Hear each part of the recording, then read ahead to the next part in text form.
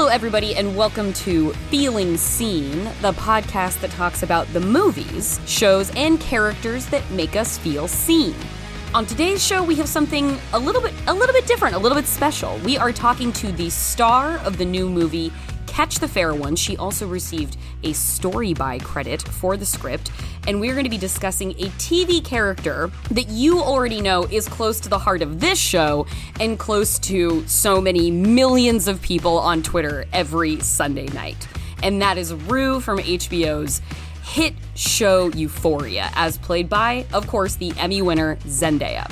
My guest is Kaylee Reis, a WBA, IBO, and WBO super lightweight champion boxer who makes her feature debut in Catch the Fair One. She plays a character also named Kaylee, and she is familiar with a lot of the challenges and assumptions that her fictional counterpart has faced over the course of her life.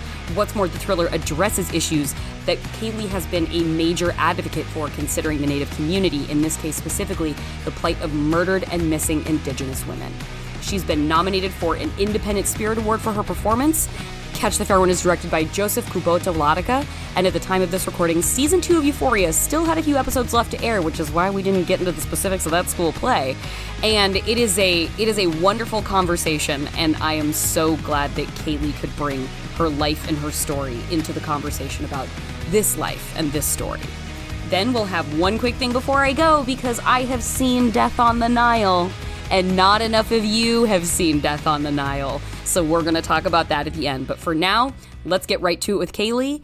Hello, Kaylee. Thank you so much for being here today. No problem. This is exciting. This one, I'm actually I've done a lot of the same type of interviews, but I was like, right. Oh yeah, this is going to be fun. Okay, good. Before we get to your character choice, I would like to ask, because you have boxed for a very long time. I think I've read that 15 years, I think you said, the length of your career. Yeah, it's about 20 years, over 20 years overall, but 13 and a half as a professional. Okay. Why fighting? Why the physical arts? What brought you to boxing? Well, first of all, I want to thank you guys for having me on, and I just want to introduce myself in my language. Unikisuk, Watasuis Mikononog, Nutamas, Sikonke Wampanoag, Nutamas, Nipmuc, Nutamas, Cherokee, Nutamas, Cape Verdean Islands, Natai Province, Rhode Island, South Philly. Hello, greetings. My given name is Many Feathers, Many Talents, and I am from the Sikonke Wampanoag tribe, with lineage to the Nipmuc and Cherokee tribes, as well as from the Cape Verde Islands, originally from Providence, Rhode Island, and now reside in South Philly. So, Wachie, which means greetings to everybody. Thank you. No problem. And to kind of lean into how I even got into fighting, I'll give you a little background on my tribe. I'm from the Sikonke Wampanoag tribe. And Wampanoag is a huge nation. We have about 8 or 9 different bands or clans, and I'm from the Sikonke, or Suki Konket, which means Black Goose tribe, and we had a fierce leader by the name of Osamiquin. He was a sachem, he was a great leader, and he had a war chief by the name of Anawan. And after Osamiquin passed on, his predecessor was his son, Wamsutta, who got killed, and then he had another son, King Philip.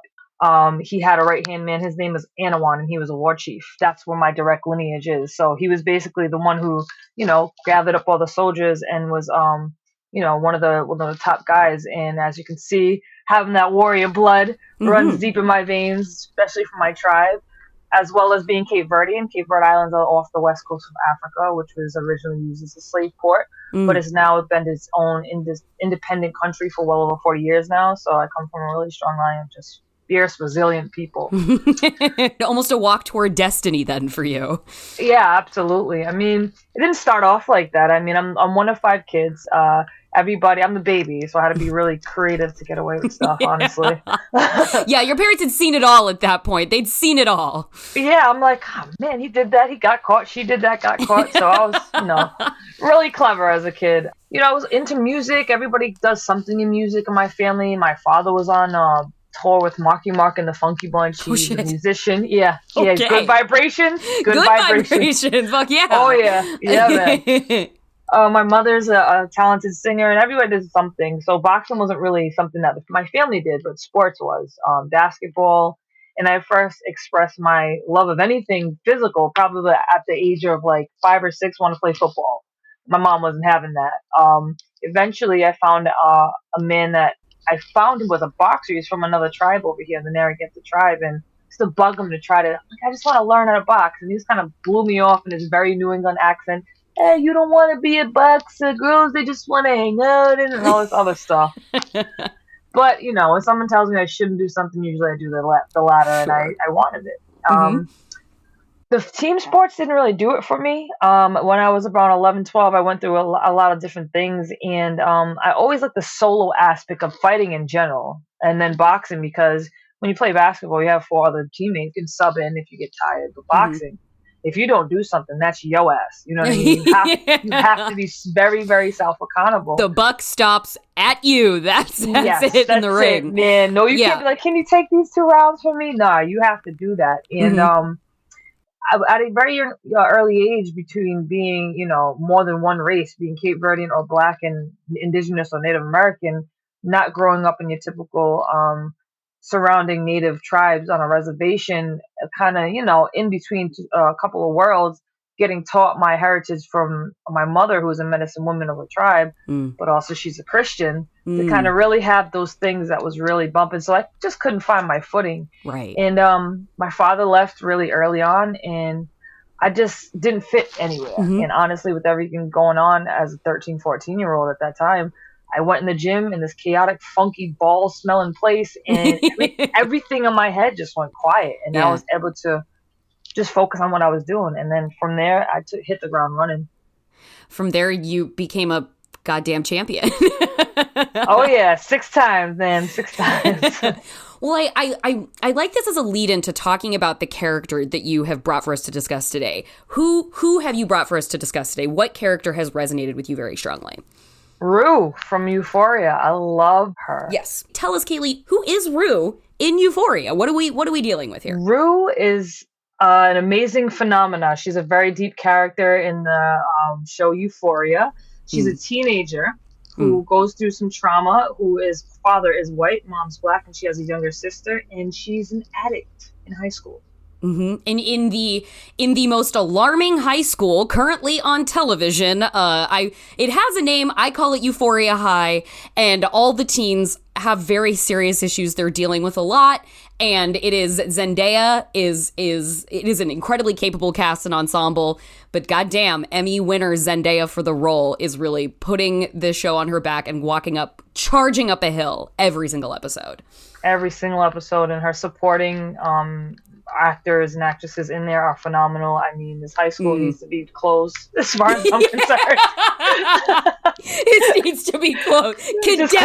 Just close it. Start over. Yep. Start over, you guys. Knock it down, man. Now, as a beloved character that a lot of people are rooting for, I feel a certain responsibility to make good decisions.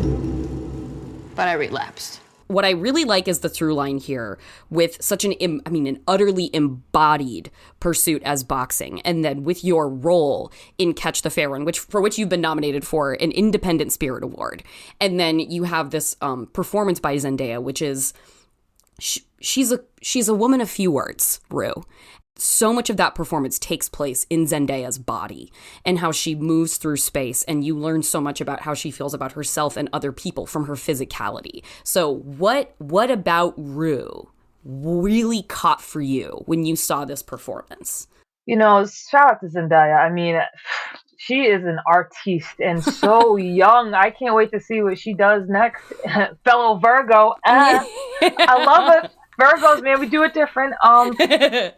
There's so much I love about that character, and she really embodies her, because Rue is a character I think that everybody, male or female, can identify with, because there's a little bit of Rue in everybody, I think. You know what I mean? And like you said, she doesn't say much, but there's so much going on. She may say 2 words, but those words are, and how she really feels is lying right underneath her sarcasm, which I love as well. And she just feels so deeply. The beautiful thing about getting high is time ceases to exist.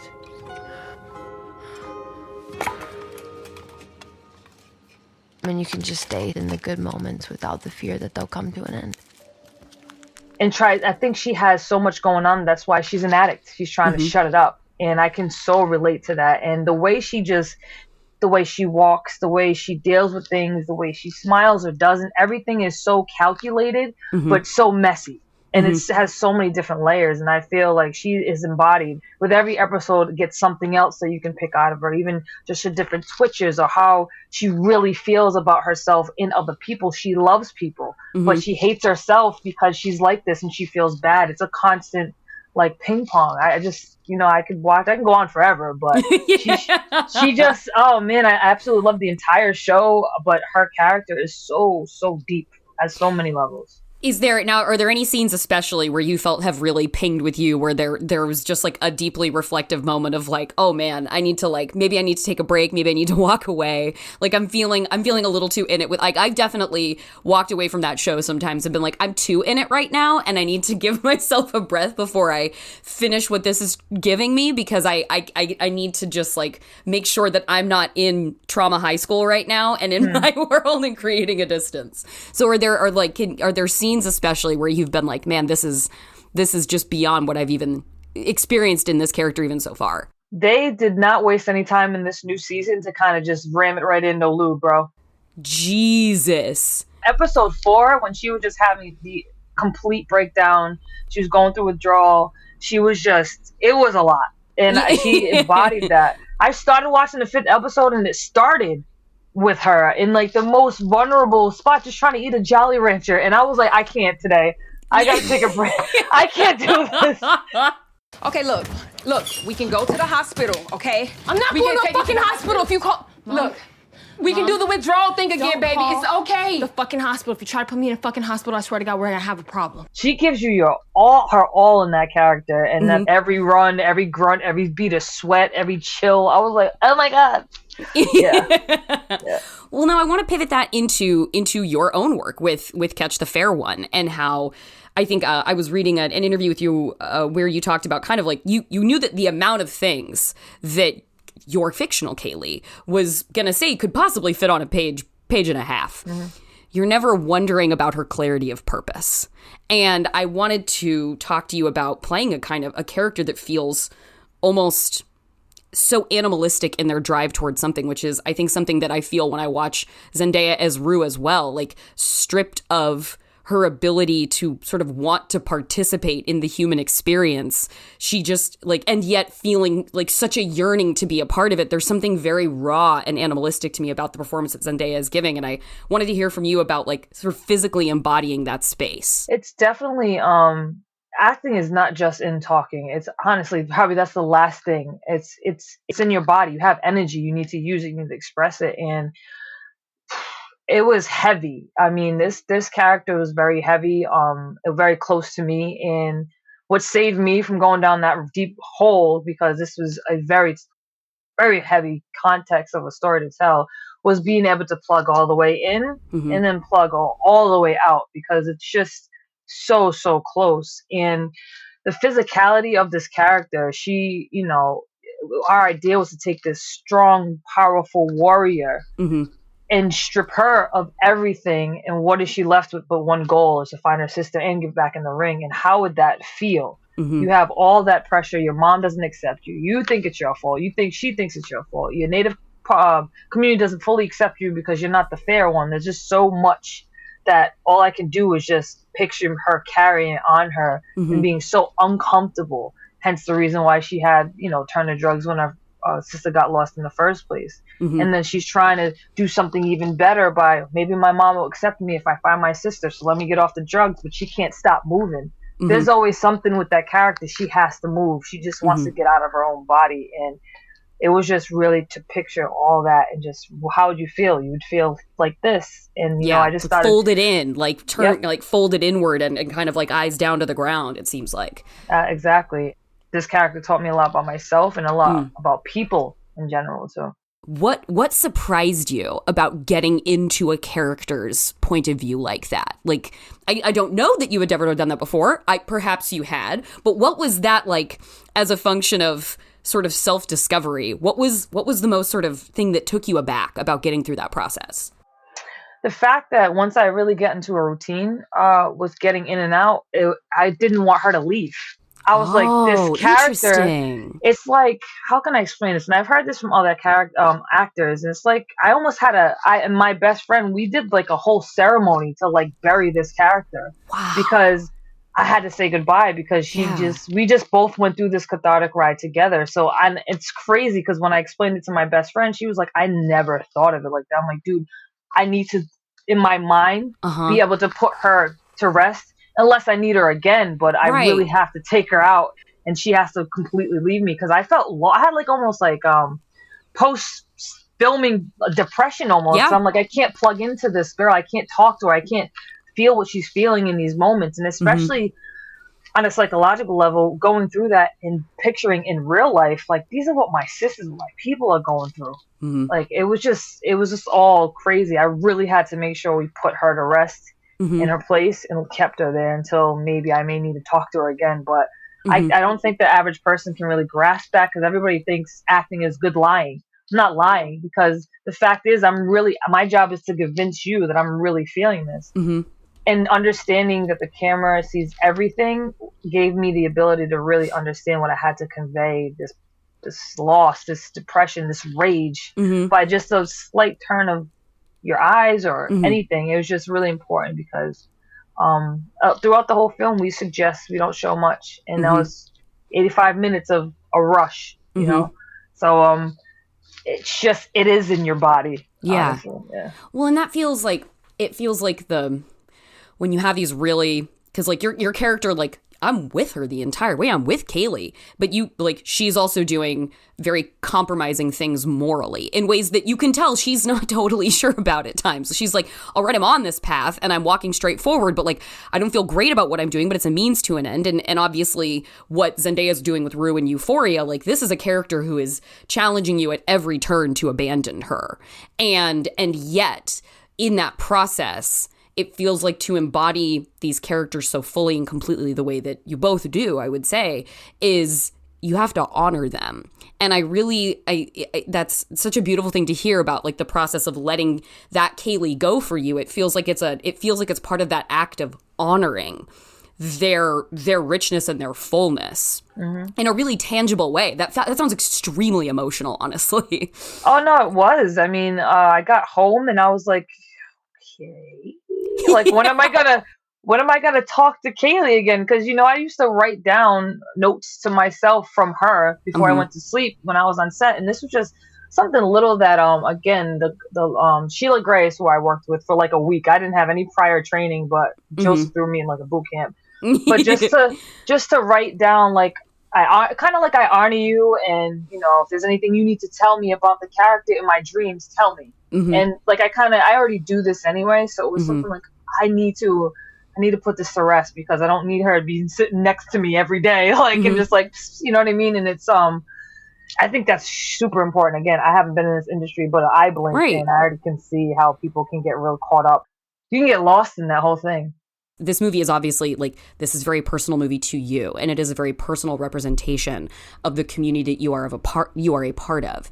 And I would like to ask you about sort of the culturally specific way that you sent that person off, and sort of the way inextricably that your upbringing, your spirituality, your relationship with the spiritual involves specifically. And because it's not just a matter of, we're going to make a vengeance story where, like, it could have been a script with a white woman, but we switched it and we found this person to star in it. No, this is an intricately specific and detailed reflection of, tribute to causes that you fight for, a community that you represent. And I wanted to hear about sort of the cultural relationship, like the cultural specificities of, that you bring to relating to this character and even saying goodbye to this character that are unique to your experience. So, this story, we took a lot of time to develop things. And again, Joseph is such an amazing human for even wanting to tell the story, number one, but two, recognizing it wasn't his story to tell. For sure. And he wants to get the perspective of somebody in that community to tell the story. So, it's crazy because in Native country, there's so many things that are taboo to talk about, or that we as Native people just don't talk about. I.e. being residential schools survivors. A lot of survivors don't want to talk about it, and they're so ashamed that there's just things that we just do not mention amongst the Native community. there's some Native communities that accept and honor two-spirit people. There's some that don't. So there's all kinds of different ways. And culturally, we definitely wanted to keep it non-tribal specific due to this doesn't just happen to the Wampanoag Nation or the Seneca Nation. It happens all to every indigenous people all around the world, any indigenous person to that land. So we wanted to keep it very grim looking, but not tribal or area specific. Because yes, you are a passionate advocate for the missing and murdered Indigenous women and girls movement. Yes. Which is not specific to a tribe or a person. No. It is... Yeah, so that's why touching on this subject of missing murdered Indigenous women to just bring awareness, because again, this story is not in any way, shape, or form an answer. It's just our creative interpretation of a very bad issue. So we didn't want to keep it tribal specific or area specific. However, highlighting Northeast woodland tribes or Northeast tribes was kind of a direction I wanted to go in to kind of break and change the narrative of how everybody thinks Native Americans or Indigenous people should, number one, look like, act like, talk like, what color we should be, how our hair should be. Everybody has this one-dimensional picture in their mind of we're all supposed to look like Tonto and Geronimo and Pocahontas and all this other stuff. You are a monolith created by white fiction. I am. I'm just a double negative over here. So that was really, as far as culturally, bringing highlights to that, and also kind of a little bit of twinge of the anti-blackness inside Native country is something to be reckoned with, because the most racism I've ever faced was not from white people, Spanish people, it was from other natives, because I'm mixed with black. Okay. And that's a topic, again, that's very taboo that a lot of people don't want to talk about, but you got to talk about it, because you have people who are mixed with white, they get praised. You got people like me, myself, who's mixed with black or Cape Verde Islands. It's shunned upon. So there was a bunch of layers that we had to kind of bring out in that. And as far as sending her off, when we send prayers up to the Creator, and there's different ceremonies, full moon ceremonies, new moon. There's sending off a loved one. Or an elder. So it was kind of similar. I never got taught this. This is almost like it's what I know already, to let somebody go in that fashion. So it was more or less just saying what I appreciated, what I learned, and letting her rest and just sending her off. Have like a ceremony of fire. We use a lot of fires when people pass. We usually light a fire and keep it going until we send them off. So I just had a fire and kind of did my own ceremony, and I'm glad I did, because you could kind of toy with going back and forth. While I was watching the film, I started thinking about an interview that I had done with filmmaker Jeff Barnaby when his movie Blood Quantum came out. A theme that he came back to a lot in that conversation was the idea of the post-colonial native, and dealing with the rage and anger and the righteous resentment that imbued a really challenging and antagonistic character in his story. And he said this thing that I went back and I read that interview today, and it clicked with a thing I was experiencing when I was watching Catch the Fair one. And he said, for the past 200, 300, 400 years, the main focus of the destructive might of the colonies was to destroy Native families. And as I was watching this, as I'm watching your film, I'm seeing all of these girls be taken. And I'm seeing your character spiral into addiction, estranged from her mother, and these abductions, these people being taken and them being trafficked by these, not exclusively, but often white men, and shipped to who knows where. And, in that horribly agonizing line coming from, I think it was Kevin Dunn, I think is the actor, who said, like, you think I remember their names? And it just this incredible, huge network that, in part, amidst so many other ways of being a force of destruction, also has a role in continuing to decimate Native families. And his is a zombie apocalypse movie that, like, in its presentation, like, is quite different from yours. But I that was really, like, breaking my heart as a through line I was feeling through both your film and that one. Yeah, that's it. I love Blood Quantum, by the way, because number one, I love zombie films, but he did that film very well. And you have to watch another movie like ours. You have to watch a few times because there's so many different little messages, and it is crazy the the rage that it's almost got masked by like shame a little bit, especially amongst our women, because this is me speaking personally. There's just something about Native people, and especially women, not all, but it's genetic genocide, where we just have this I'm sorry for being here, I'm sorry for existing type of thing, because century after century we got treated and told that we're shit, basically. And that feeling, those frequencies get passed down in your DNA, and it's been for centuries. So to go to a whole different side of this country and to see somebody without saying a word and know she feels the same way I do and understand without even knowing this person, that it goes so deep. And a lot of people deal with it differently. Some people deal with it as an addiction. Number one, when you're on a sovereign nation, you're on a reservation, and you think that's all there is, there's nothing else, and you don't see faces like this in film. You don't see your Native counterparts being a world champion on HBO. Right. That's the reason why I have to represent no matter where I go, because this is a problem. We're the first original people of this land, but we're the last to be spoken about. But we're leading in all the horrific statistics, such as domestic abuse, homelessness, addiction, obesity, suicide. And these are kids. These are kids. You know what I mean? So there's a lot of different undertones, and I totally get that statement. It's something almost you don't understand, especially as a teenager, growing up and not really understanding, wanting to be traditional, but having the outside influences of going to regular schools and being surrounded by regular kids, feeling like you're not worth anything, feeling like you can't make a difference, but knowing that you have the pressure of being the next generation and pass these things down. That's so much pressure, especially when we're losing elders so fast. And I'm like, I'm still relearning stuff. How am I going to pass it down? So it's just, it's we're peeling back the layers now, but telling stories, just like what Quantum, just like Catch the Fair and any other person who's trying to just get it out. Storytelling is our healing. Storytelling is how we pass down information, creation stories, how we pass down information in general. So this modern day of storytelling via movies is, I feel, it's going to help and create a safe space, especially for our elders who are residential school survivors or have gone through a time where, 80, 85 years old, they've seen a lot, and it's still bad. It's not something that's going away. It's just changing with the times. Right. And, when you're growing up and you're talking about being on a sovereign nation and not really that being the entire all-encompassing world around you, did you have media examples when you were growing up that you could really attach to as an example of possibility that you maybe weren't necessarily seeing around you?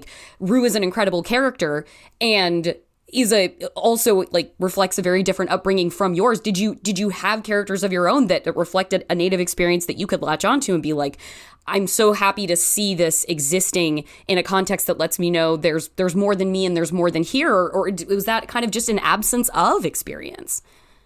We don't have many Native actors that are outside of Native film, Last of the Mohicans, Dances with Wolves, all that, but you never seen, oh snap, there's somebody who's Native, they're playing an SVU. We don't see that.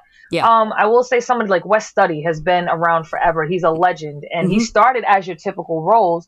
Or Tantu Cardinal, she's another legend, and those are just names that you've seen, but you see them in Native roles. So I never really saw anybody that looked like me.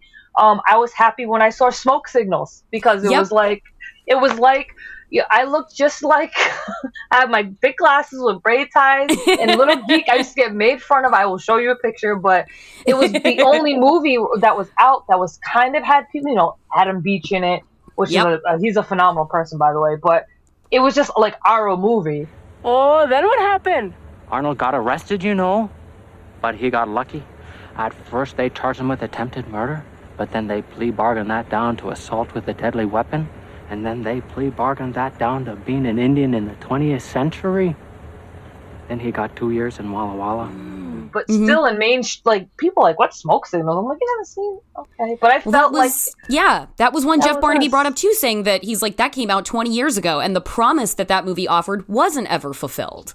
No, it wasn't. I mean, now I feel like Reservation Dogs is our Smoke Signals of today. And especially I love it because they did what Smoke Signals does. They just show you life in the res. Native people, we're funny. You know what I mean? we love to have a good time. So I was so happy when Reservation Dogs came out, and they touched on a lot of things again, like Touch the Fair one, but they had comedy and it was entertainment. But that's, res kids and res people, like being resi and noticing that we're not natives living in teepees and wigwams anymore. We're living in regular houses with real problems, with teenage problems. The same thing happens. But I feel with Rue, though, going back to her, just she could have a whole different background, but just her catapult into life and being forced to almost grow up so fast at such a young age after her father died, and dealing with all that trauma and having a little sister look after and trying to live up to expectations of moms. I mean, I think that right there makes me feel seen personally as a teenager. And then when I deal with younger teenage kids, especially girls going through the same thing, I feel hope for them that the outside, maybe that doesn't feel that way, can get a look inside the psyche of where that comes from, instead of saying, oh, she's just a junkie. No, she has a problem. She needs help, not make fun of the junkie. No, like that's a cry for help. And I think somebody like Rue is kind of hopefully breaking barriers for older people to see the struggle of young people. Yeah, teenagers are a pain in the ass to deal with, hence the reason why I deal with them. I was one. We all were one, though. Yeah, we were there. Yeah, we all were one. So I love the fact that she's so transparent and vulnerable into every step and why she thinks how she thinks and her own self and how everybody sees her, but they're probably wrong. It's very, very deep. We are going to take a quick break, but we will be right back with more from Kaylee Reis.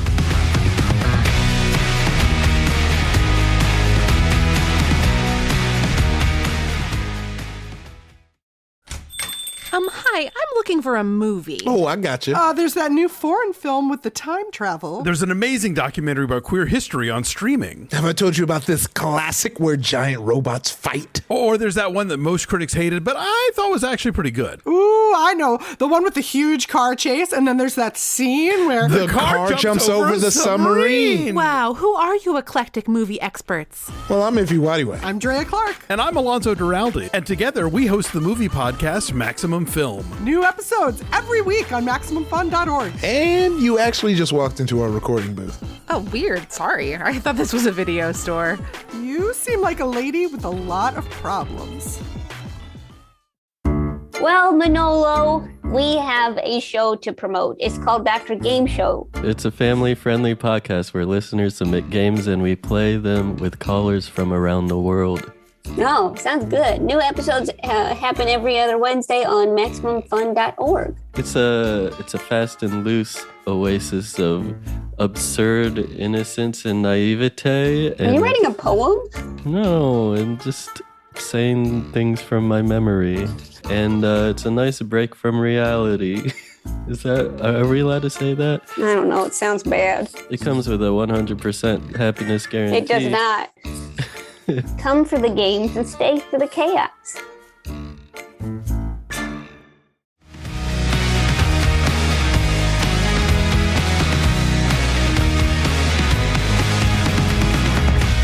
Welcome back to Feeling Seen. I'm your host, Jordan Crucchiola, and today's co-host is the multi-hyphenate force of nature, Kaylee Reis. A thing that I was so intrigued by while experiencing your character in your film is when we meet her, she's kicking ass. Like, you're fucking terrifying in that just like warm up training scene. I was like, oh my God, if she hit me, I might die. Like, she's so fast, Jesus. And so this is how we meet you.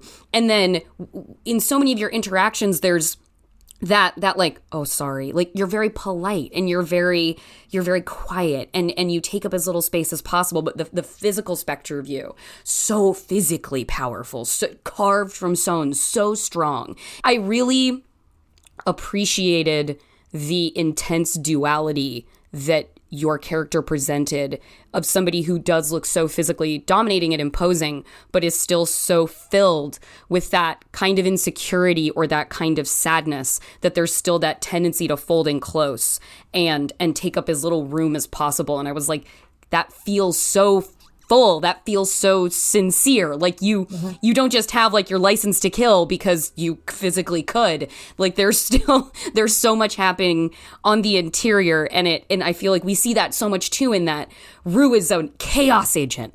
Like the episode where she's running around in withdrawals and she's like, I'm gonna ruin everyone's life who I come across in the meantime. Yep. And yet at the same time, apologizing at every turn and feeling so afraid to be rejected and turned away. It's a wild, it's a whiplash of an experience going through both your character and hers in that specific way. Yeah, absolutely. I mean, that's the contrast. I think, usually your first instinct is always the right one. And first I said, when I was doing this and prepping for this interview, I was looking, I was like, that's actually kind of like a younger version of Kaylee, except she don't box. Like, it's so crazy. It is. Like, you find patterns when somebody tells you something. Somebody mentions a car to you and suddenly it's the only car you see on the road kind of thing. Like, does everybody drive a Subaru Outback? How did that happen? But, like, so obviously I'm watching your movie, like, informed by this that you're bringing to the table, but I wasn't having to make many logic leaps to find, spiritual sequel kind of feelings between these two characters. Yeah, it's amazing how Joseph actually wanted to bring the boxing in it, and we both spoke about why, and we could have had just a regular kind of well-known person in the community, but the idea of taking this like you said, chiseled from stone, ultimate, deadly, terrifying world champion warrior is no match in that one person, even that one person so powerful in this trying to tackle this problem. She's not even going to be able to take it down, but she's willing to, do so in her own fashion. And we definitely want to make that contrast, and didn't want to be like Liam Neeson looking for another one of his family members because now he lost his grandkids apparently. So I'm not even going to go there. But it would have been goofy if I was just knocking everybody out, punching this one, punching that one. Right. We had to make it realistic, and she gets stronger in her survival mode as the story goes on, but she doesn't know what she's getting into, or no, she really can depend on is herself. But we didn't want to make it another goofy, I'm a slick shot, gonna shoot you right in the shoulder from around the thing, and I'm just gonna punch everybody, because it wouldn't have been feral, it wouldn't have been primal. We wanted everybody to see the primal part of somebody who loses a sister. Like, what would you do? And if she was up here and now she fell so far down, we needed that for the audience to understand that.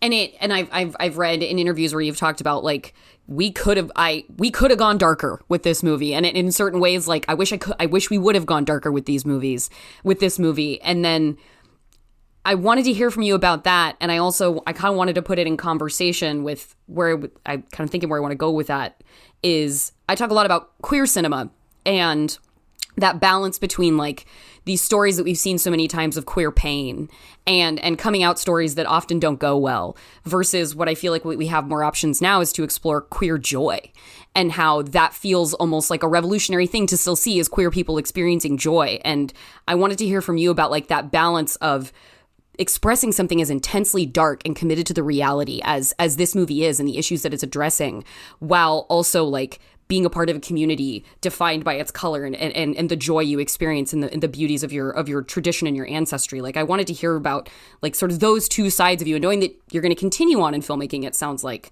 how, like, those kind of, that mixture of things will factor in.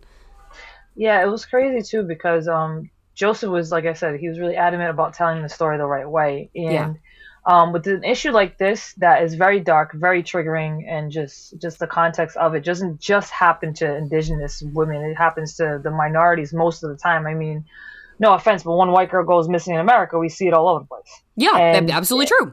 Yep. And then we don't see anything about the Indigenous people getting taken off their land, or our lands, our peoples, our families. So, it was going to have to be unpredictable yet inevitable.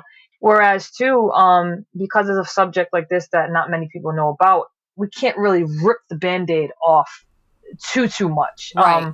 Because then people get into the whole, now don't ask, don't tell, no, out of sight, out of mind, and tries to do what America's been trying to do, the history that it's built on in the first place.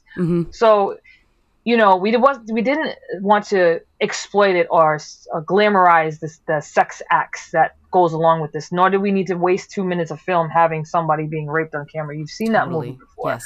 So it was a more of suggest, don't tell kind of, you know, we all have imaginations. Also, we want you to stay with her in her world, no matter what's going on in the back. Stay with her the entire movie to feel what she feels. So, my mother actually was the one who came and said, that ain't dark enough. And the reason she's again, beautiful woman, spiritual, and she doesn't even like watching scary movies, but she said that because this is kind of the tip of the iceberg of the stories I've personally heard and the things that really go on there. So we were walking that fine line of entertainment, making sure almost everybody could sit down through this movie and not want to walk away, but keep it real.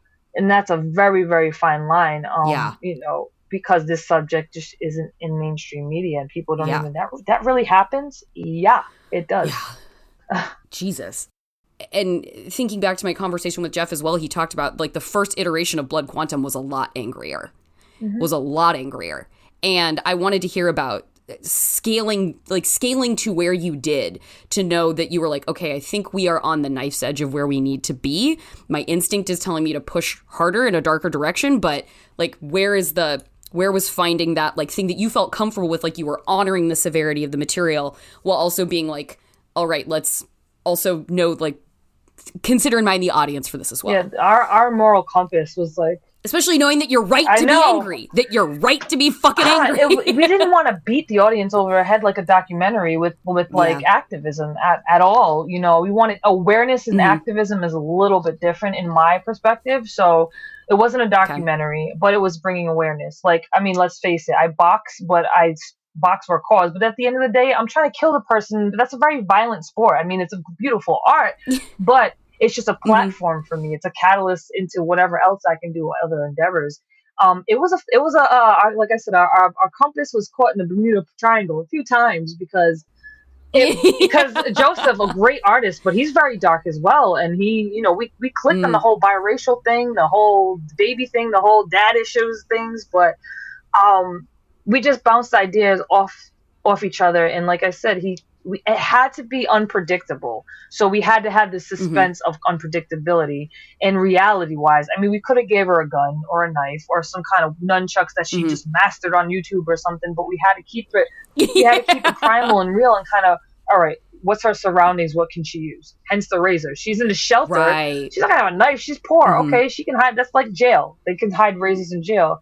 So okay, she's here. What would she use at this home? How would she do this? What if she found this kind of a thing? And really kept it realistic, but keeping it dark enough to kind of so you get just a little taste of what they even think about doing. Well, in talking about what you were saying, like with a character like Rue, hoping that it creates the opportunity for an expanded perspective on what, you know, Black and brown girls like a young Rue go through to older people anybody who might watch this and be like, wow, this is an experience that's foreign to me, but now I feel more empathetic to understanding that there are many people not like me and who are like her, and they deal with these kinds of issues through their whole lives.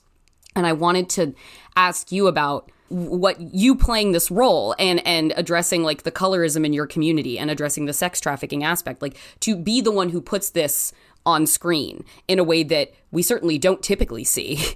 I wanted to ask you about sort of what that makes you feel like in terms of the possible for what you could see or what you could do yourself, knowing that you did this, you fucking did it. I mean, my hope is to just be a trailblazer because there's so much talent and there's so many stories we need to tell within our community. I hope this, again, creates the space for, all right, now I know they don't want to watch it and they don't want to hear about it, but they have no choice because the way we did it. In a way where we don't have to, you know, there's a lot of good documentaries, but I know a lot, if we just take it to genre, and hopefully this genre thriller film will open the door and inspire a lot more artists to do exactly what they need to do. Tell our stories, tell your story, and not be afraid to be accepted, because it's going to get to the point where you ain't going to have a choice but to hear our stories and hear our voice. Just keep getting louder and louder with stuff like this. So that is my hope. You know, I've trailblazed a lot of paths, and I just really hope that I didn't set it on fire and nobody will ever go this route again. That's what I hope. But yeah, I don't see why not. Especially like I keep bringing reservation dogs back out. It's kind of worked. You've seen the funny side, but they kind of kept a little darkness to it, to reality. Now you see a real reality with this movie. Now it's kind of, I think, start to get the ball rolling. And one thing else I did like about Rue too is that she didn't live in Compton in the projects. Yeah. She had a decent home. Her father just got sick and died. And this was like your typical middle-class American story. It just happens to be she's a biracial teenage girl that already goes through so much. But then her father dies. Like, and even to the point where this is really deep, where her father was almost like a safe haven for the entire family because he's a white man. Yeah. And who has the most power in America? White men. So that got taken away from their family in a way. I don't even know if anybody really made that connection, but like, this is spiraled. I love the fact that they kept it. Like, no, she's a good mom, raised in the church, a good little sister, and still, it doesn't matter. You know what I mean?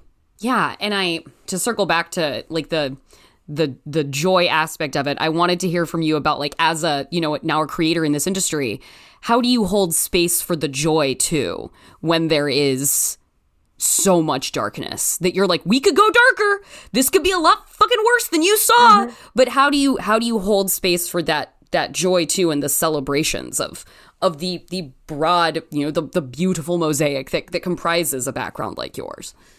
I mean, our heritage is so rich, and just being around my people, just being on the land in nature, that's joy right there. The fact that we can speak our languages out loud now, the fact that we can practice our ceremonies out loud, and we have powwows or powwows which are open to the public. That's how we celebrate who we are joyously. I mean, we're funny as fuck too. I gotta say, there's many Native comedians you gotta listen to.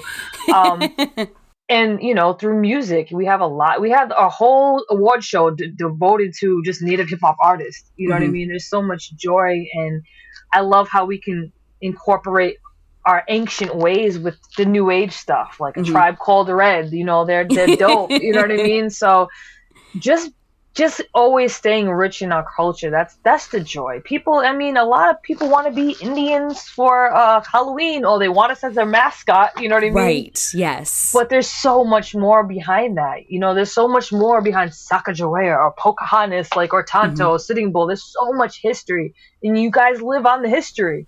You know what I mean? So we just celebrate who we are, and it's so amazing. All I have to do is be in the same room with all my people. I won't come home like I am now to see my mom, and I'm like, that's how we celebrate. We know who we are. Knowing where I come from, direct lineage, is how we celebrate our joy. I love telling people my history because I know it. And if I don't look Indian, I can tell you I am. Not that I need to prove anything to anyone, but that's where I find our joy, is just keep on practicing, keep speaking our language, keep yelling, cheering, war crying everywhere we go.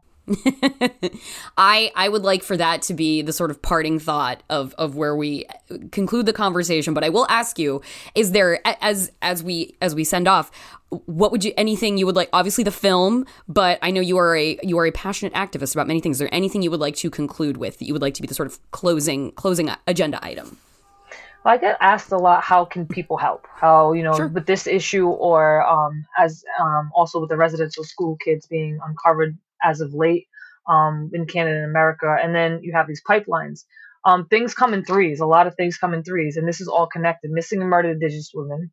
You have these man camps that come with these oil drills, drilling through, broken treaty sacred lands, that want more Native women as sex workers. And then you have all these residential school kids that were taken away from their families, stolen, told them they couldn't sing or dance, cutting their hair, can't speak your language. Everything was taken away from us. And now it's time to get our identity back, and stop being so sad and be fucking angry now. And you can start by just knowing the land that you occupy. Do a little research. See what tribal lands are either near or around you. That's where I ask people to start, because again, I don't want to throw people all the way into this, because then it's almost like a shock value, Yeah. There's all kinds of grassroots organizations based around missing and murdered Indigenous women necessary to be started because of lack of resources. So just find out around your area what tribe, what lands, and then see if you can be of some help. Donations. I know there's all kinds of missing and murdered Indigenous women organizations. Just do a little research and have the conversations, and realize that now that things are coming up, we need accountability. Just Yeah. take accountability so we can move on. Don't say this didn't happen. And just start having those conversations with your friends, you know, instead of scrolling through Instagram looking for the newest big booty jeans or whatever, you know. Type in MMIW, see what you come up with. That's it. Well, Kaylee, thank you so much for your time with this and for being so candid in conversation about things that, you know, yes, the beautiful process of creating art and then the difficult process of mining your generational trauma for, like, you know, the sake of creating authentic art, but also for educating people who you are doing the work for, so that hopefully they go then choose to take that information and do the right thing with it. So thank you so much for taking your time with us today.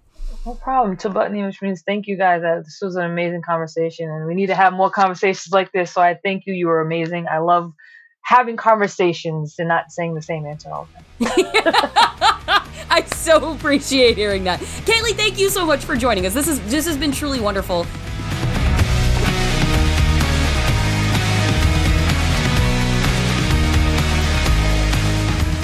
After hearing that conversation, I'm sure you're eager to check out Catch the Fair One, and you can do so right now. Find it wherever you can rent movies online. Support independent film. And as promised, I have one quick thing before I go today, because I have seen Kenneth Branagh's Death on the Nile. Now, I went into this movie a skeptic not because of Kenneth Branagh, not because of that trailer that was doing its absolute damnedest to make you think that Armie Hammer did not appear in this movie, despite the fact that we were all pretty sure he was going to have a starring role, which he does. I went into it with low expectations because I was not wowed by Murder on the Orient Express. Kenneth Branagh is a tremendous filmmaker, and that movie, for its, you know, night of too many stars kind of nature, fell pretty flat with me. But every bit of life that Murder on the Orient Express lacked, Death on the Nile brought back by orders of magnitude. I mean, we have glamour, we have sex, we have such sexy dancing. You're gonna think that you saw sex scenes in this movie when you actually didn't, but it's going to seduce you so much on screen that you're gonna be like, oh my God, was that an erotic thriller? Did I just watch the erotic thriller Death on the Nile? And you didn't, but also you kinda did. It does so well with its tongue-in-cheek humor. It does so well with the visuals, these panoramics of a computer-generated Nile, the absolute go for it, dripping off the screen fabulosity of Sophie Okonedo as the singer hired to go on this trip down with enough champagne, as we know, to fill the Nile, to go and entertain these Lux and Posh folks. I mean, it's an ensemble where you're like, ooh, what a cast. And then you're like, is it what a cast? And then you're like, no, but it is what a cast. It was like it got right about an ensemble what the first movie got wrong, which is like, what if we pick all the most famous people in these A-list names because they're famous and set them all in one cast regardless of chemistry? And this was like a cast of names, you know, of varying sizes that felt assembled based on the way they read with one another and related to each other in scenes, because that I bought into the relationships. I bought into the intrigue. And fucking Emma Mackey, ladies and gentlemen, Emma Mackey enters a scene dramatically as a scorned woman wearing like a armored corset red gown. And I was like, I want my life ruined by that woman. I want my life ruined by that woman. I want to be that woman ruining people's lives in this specific way. Gal Gadot, a wonderfully astute observation from somebody who responded to me about this movie on Twitter, said that Gal Gadot's entrance into this movie as she is descending a staircase in a completely silver dress is treated like she is a special effect in the film, and she absolutely is. Gal Gadot's sheer camera loves her star quality is on such perfect display in this film, and Gal is leaning into it so hard, and Kenneth Branagh knows exactly what to do with it, that she truly is a human special effect on display. if you want to have a fun time at the movies and sort of be taken up by the magic of cinema, I was clutching my pearls throughout this film. I was leaning over to my friend who I saw it with, and I was grabbing him by the arm. He was grabbing me by the arm. We were having a semi-scandalized and wonderfully entertaining night at the cinema. So go out, treat yourself, have an evening with Death on the Nile, and see a high-class whodunit. And that is my gift to you, to let you know that you might have been wrong about Death on the Nile, like I've been wrong before. And I encourage us all here to be wrong, model being wrong, write that in our minds, and go find the movies that are going to make us happy. Death on the Nile. And once again, please, producer Marissa, cut in the line, enough champagne to fill the Nile. Because it's what the people want to hear, and I promise you when it's delivered in the movie, it's just as satisfying as when you see it in the trailer. We have a piano tuned, a chef stolen from Shepherds of Cairo, and enough champagne to fill the Nile. So that is the one quick thing before I have went. And that is our show. You can follow us on Twitter at FeelingSeenPod, or join our Facebook group at www.facebook.com/groups/FeelingSeenPod. You can also send us an email at feelingseen@maximumfun.org. If you want to follow me, I'm Jorcru on Twitter. That's JORCRU. Our theme music is by Andrew Epen. The show is produced by Marissa Flaxbart. Our senior producers are Kevin Ferguson and Laura Swisher. And this is a production of Maximum Fun.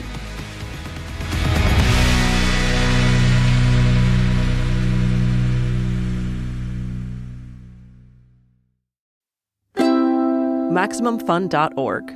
Comedy and culture. Artist owned. Audience supported.